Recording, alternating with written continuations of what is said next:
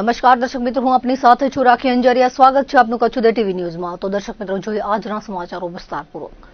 મુન્દ્રાના Baroi road પર આવેલ રુદ્રાક્ષ જ્વેલર્સમાં સોમવારે બપોરે સનસનીખેજ લૂંટની ઘટના બની હતી, જેમાં ફરિયાદ થયા બાદ તપાસનો ધમધમાટ શરૂ કરવામાં આવ્યો છે. મળતી વિગતો મુજબ શહેરની વ્યાસ શેરીમાં રહેતા 64 વર્ષીય રાજેન્દ્ર પાટડિયાએ આ મામલે મુન્દ્રા પોલીસમાં ગુનો દાખલ કરાવ્યો હતો. તેમના જણાવ્યા પ્રમાણે તેમની દુકાનમાં 4 શખ્સો લૂંટ કરવાના ઈરાદે ઘૂસી આવ્યા હતા અને હથિયાર બતાવી સોનાની વીંટી અને અન્ય દાગીનાની લૂંટ કરી ફાયરિંગ કરવામાં આવ્યું હતું. લૂંટ કરીને આરોપીઓ ભાગવા જતા હતા. તે પૈકી એક દુકાનના કાચના દરવાજા ભટકાતા કાચ તોડીને પટકાતા ઈજાઓ થઈ હતી. હાજર લોકોએ તેને ઝડપી લીધો હતો. બાકીના 3 શખ્સો ભાગી ગયા હતા. ઝડપાયેલો શખ્સ મધ્યપ્રદેશનો પંકજ શર્મા હોવાનું સામે આવ્યું હતું.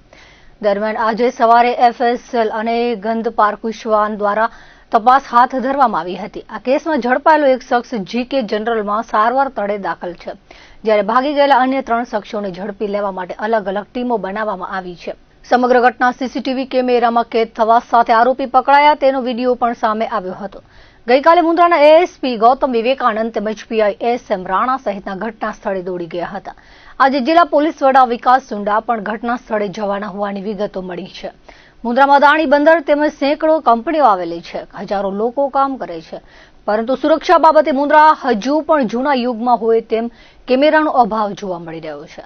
શહેરના મુખ્ય વિસ્તારો જેવા કે માંડવી ચોક, તેરછી ચકલા, તળાવવાળા નાકા, નદીવાળા નાકા, આરડી એજ્યુકેશન, પીટીસી કોલેજ, મામલતદાર કચેરી સહિતના વિસ્તારોમાં જાહેર કે ખાનગી સ્થળો પર કેમેરા લાગેલા ન હોવાથી અસામાજિક તત્વોને મોકળું મેદાન મળી ગયું છે. મુન્દ્રામાં લાંબા સમય બાદ જ્વેલર્સની દુકાનમાં લૂંટની ઘટના બની છે. વર્ષો અગાઉ માલી ચોકમાં આવો બનાવ બન્યો હતો. ગઈકાલે ફાયરિંગ સાથે લૂંટ અને આઘાતમાં આવી જતા વેપારીના માતાનું મોત થતા શહેરમાં સોની વેપારીઓએ બંધ પાડ્યો હતો. અમે લોકો હું ને મારા પપ્પા બંને બેઠા હતા અને ઓચિંતાના 4 ઈસમો આવ્યા વિથ રિવોલ્વર અને ડાયરેક્ટ મારા પપ્પા ઉપર રિવોલ્વર રાખી દીધી અને કીધું કે કાંઈ બોલજો નહીં, કાંઈ કરજો નહીં, નકર તમને મારી નાખશું. એટલે આ સંપૂર્ણ રીતે અમારી જાન લેવાના પ્રયત્ન સાથેની લૂંટ હતી આ. એટલે એ લોકોએ ડાયરેક્ટ ચાલુ કરી નાખ્યું માલ કાઢવાનું. ત્યારે તો અમે કાંઈ ન કર્યું. ત્યારબાદ ધીમે ધીમે જે માલ લઈને ભાગવાની કોશિશ કરતા હતા એટલે સૌપ્રથમ મારા પપ્પાએ એક જણાને પકડી લીધો અને મારવાની ચાલુ કર્યું. ત્યારથી એની પછી હું બહાર આવી ગયો અને અમે 2 જણાએ, હું અને મારા પપ્પાએ બંને જણાએ ભેગા થઈ અને એ 3 જણા હતા એને ત્રણે જણને મારવાની કોશિશ કરી અને થેલો ઝટી લીધો અમે લોકોએ.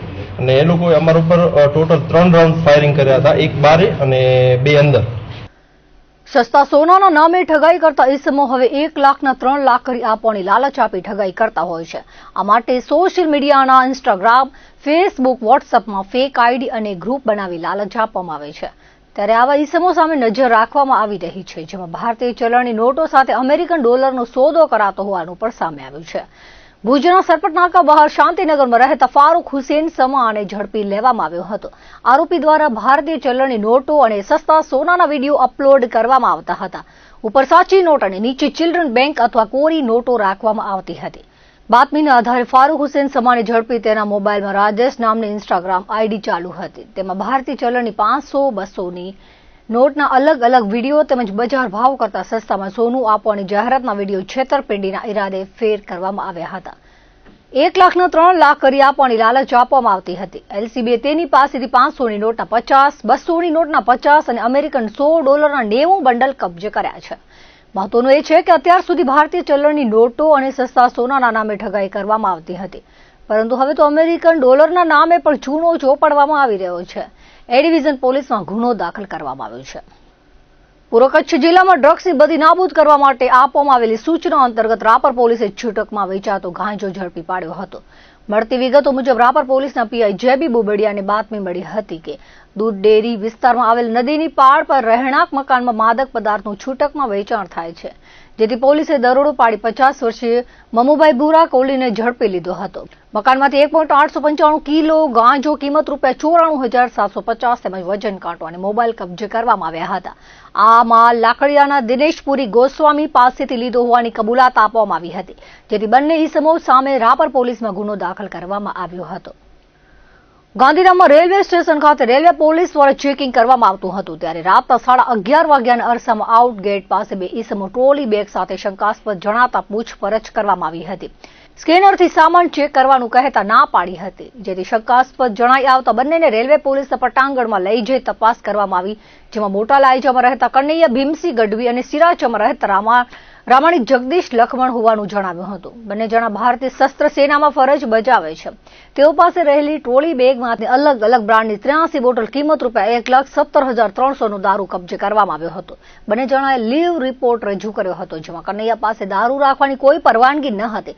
જગદીશ પાસે 5 બોટલની છૂટ હતી, જેથી રમની 5 બોટલ અલગ અલગ કરી બાકીનો મુદ્દામાલ ગેરકાયદે રીતે લાવવામાં આવ્યો હોય. દારૂની ગેરકાયદે હેરાફેરી મામલે રેલવે પોલીસે ગુનો દાખલ કર્યો હતો. સેનાના જવાન દારૂ સાથે પકડાતા ચકચાર ફેલાઈ હતી. સસ્તા સોનાના ચીટરો દ્વારા અવારનવાર ઠગાઈના બનાવોને અંજામ આપવામાં આવે છે. પોલીસ દ્વારા કાર્યવાહી કરવામાં આવતી હોવા છતાં ચીટરો હજુ પણ સુધર્યા નથી. ત્યારે વધુ એક મામલો સામે આવ્યો છે. અમદાવાદના બોપલમાં રહેતા 30 વર્ષીય વેપારી યુવાન જેમીન પરેશ પટેલના જણાવ્યા પ્રમાણે આરોપીઓએ ગુનાહિત કાવતરું રચી રિઝવાન રમજુ મોખાએ ફેસબુક પર મોહિત સોની નામની બનાવટી આઈડી બનાવી હતી, જેમાં સસ્તામાં સોનું આપવાની જાહેરાત પોસ્ટ કરી હતી.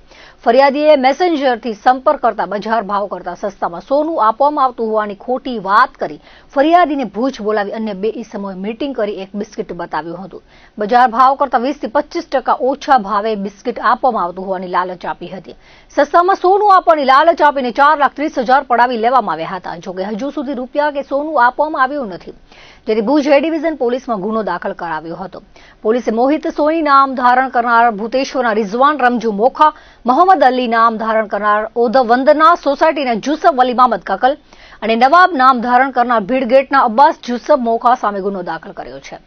બીજી તરફ ભુજમાં મિત્રતાના નાતે દંપતીને ધંધાકીય વેપાર પેટે આપેલા રૂપિયા અને વાહનો પરત ન આવતા ઠગાઈની ફરિયાદ દાખલ કરવામાં આવી છે. ફરિયાદી ટોપ હિલ સોસાયટીમાં રહેતા પ્રશાંત નટવર દાન ગઢવીના જણાવ્યા પ્રમાણે આરોપીઓ મુન્દ્રા રોડ પર સ્વામિનારાયણ નગરમાં રહેતા નરેશ ભાનુશાલી અને મોનાલી ભાનુશાલી આ ઠગાઈ કરી હતી. છેલ્લા 13 મહિના દરમિયાન આ બનાવ બન્યો હતો.